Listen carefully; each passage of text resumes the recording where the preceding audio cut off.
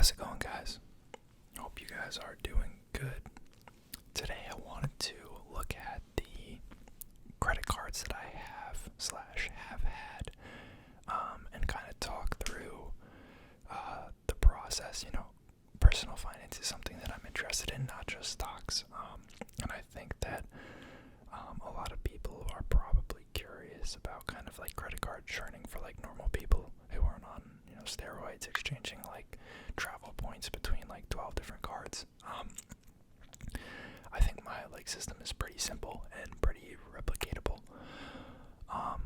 But with that, none of this is going to be financial advice, legal advice, or tax advice. This is just my 2 cents and kind of what I did for entertainment purposes. So do your own research, consult a professional before you make any financial decisions that impact yourself. But I got 5 cards pulled up here. I currently have 4 of them, and I'll kind of talk through what happened with the other one. But the first one I have pulled up here is the Journey Student Credit Card from Capital One. I am a pretty big fan of Capital One. I think their customer service is excellent. I love their app. Everything flows very seamlessly. And personally, I think that they're one of my favorite banks. But about the card, I got this kind of towards the beginning of college. I hadn't had any credit card before. I had income, and I had a little bit of credit from being an authorized user on a parent's card, but I didn't really have much else. So I kind of wanted to pick something that I thought I would have a pretty high chance of being approved for. I've heard some people having luck getting harder cards in similar situations, like the Apple card or like certain Chase cards, but I wasn't super concerned. So I applied for this card. Now, it pays a total of 1.25% cash back. It's kind of weird how they do it. It's 1% when you pay, or 1% when you use it, and then an extra 0.25% back when you actually pay the bill. Pretty high APR, but that doesn't really matter to me because I never carry a balance on my cards. And obviously no annual fee. That's a big thing for me. Maybe eventually I'll be spending the type of money and getting the type of rewards where it would be worth it for me to pay an annual fee, but right now that is very much not the case. There's also some cool other kind of random features. Some of these cards share them, but no foreign transaction fees on this card. There are some, maybe it's a different card. Purchase protection. Yeah, probably a different card I'm thinking of. But this is the card that I started with, and I kept just this one for a while. Before I but applied for this one. So this card is kind of a catch-all. You'd use this for anything. You get 1.25% back on everything. So the next natural step is to pick the things that I think I spend the most money on, and get a card that maximizes savings in those categories. So for me, this was like food and entertainment. Being a college student, between groceries and eating out and bars, and like concerts and stuff, that is a decent portion of the money that I spend or spent. So there are other options, but this is the one I ultimately settled on, is the Savor One reward card from Capital One. I was already with Capital One, like I said.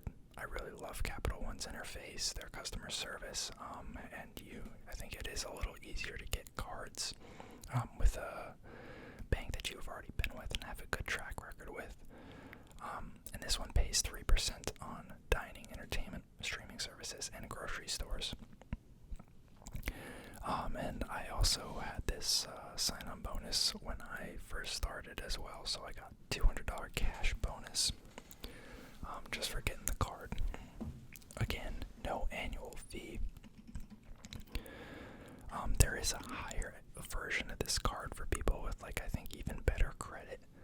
I think there is like $90 annual fee or something like that, but you get an extra % back on dining. So I guess if you're really spending, like, I don't know, thousands a month on food, like that'd be worth it potentially. But I hadn't even seen this. That's kind of cool. Again, no foreign transaction fees. Get automatic insurance for travel accidents at no charge when you use your credit card to book. Through these cards, you do also get access to the Capital One Travel Suite. And that includes access to the Capital One Entertainment. I don't know if you guys saw, there's some big, like, Capital One pre-sale for, like, the Taylor Swift concert or something. And we get, like, early access to that or something. And that's on top of, like, an extremely high cashback if you book it through Capital One Entertainment, which is cool. Yeah, I like this card a lot. I do use it quite frequently. Now, after that, before I got another card, they actually reached out to me and they said, hey, you've been a card holder on our Journey student card for a while. We've increased your credit limit a couple times. You have perfect, what do you call it? Payment history. We'd like to convert you to a full Quicksilver card. Yet another reason for me to love them. So, of course I said yes. I didn't get a sign-on bonus since it was an existing account, but one, you get this nicer card that no longer says that you're a student. This isn't the card that I had. They must have changed it since, but it was a kind of an ugly red card that said, like, Journey Student. So you get this nice looking card, and you also get an extra 0.25% cash back for what that's worth. And lower APR if you were to ever care about that, but obviously I don't. Same deal. So this kind of became my new, like, catch-all, catch-everything card. And I'm very satisfied with that. And then I went on to open this custom cash card from Citibank. So my kind of process for these is I don't like to have too many hard inquiries at once, because it really hurts your credit. And I have had to, like, apply for apartments at certain points in between this whole journey. So I've never really had more than 2 hard inquiries per at any given time from credit cards. So when one falls off, typically if I'm looking for something else, I'll do a new one. So eventually I decided to get this one next. Now, my thought process on this, and I kind of talked through it in the last credit card video I made like months back,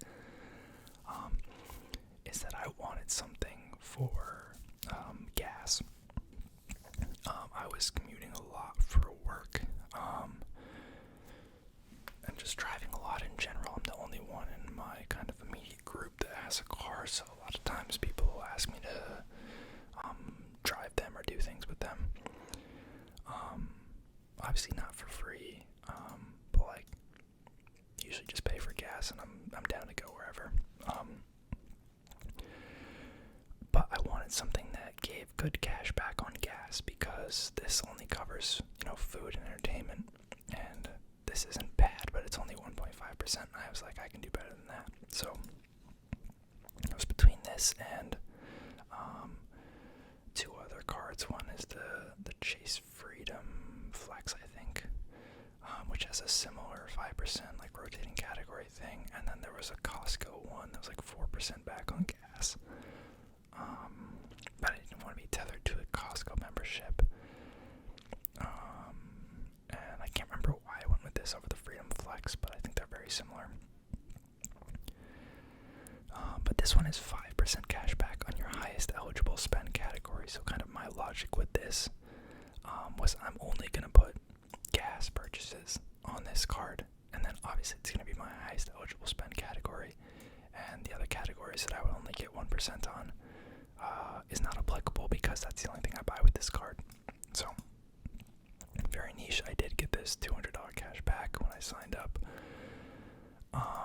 If I do have like a huge purchase, like I don't know, like I'm buying an airplane ticket or something 1 month, I will put it on this card instead of the gas, because that is usually a higher amount than what I would spend on gas for the month, so it's more worth it. But generally, gas or like transportation costs is what I put on this. And then very recently, just within the past month, I opened the City Double Cash card. So again, kind of staying within City. Arguably, this is a little redundant, but I got a pre-approval offer with a nice sign-on bonus of like $250, I think. This is 2% back on everything, so this is kind of the same vibe as the Quicksilver card, but 2% is better than 1.5%. And also there was a sign-on bonus, and obviously more available credit. Capital One does get a little stingy with the credit limits if you have multiple cards with them. But City has honestly been pretty lenient. So that also helps your score, because it increases your total available credit and therefore lowers your utilization. And obviously the 2% is nice. So right now I have just been putting purchases on just this versus the Quicksilver card, because I'm trying to hit the threshold for the sign-on bonus, which I'm not gonna have a problem hitting. But after that, I'm not super sure what I'm gonna do with this card. Probably just keep it as backup. I have a couple subscriptions on there, so it doesn't go like inactive. But yeah, I do love that Capital One has this little portal you can go to on their site, and you can see all these sites that you get more than the normal cashback amount from. And I use that honestly somewhat frequently when I'm shopping for like clothes or such. Like you pretty much always get 3% back at Apple.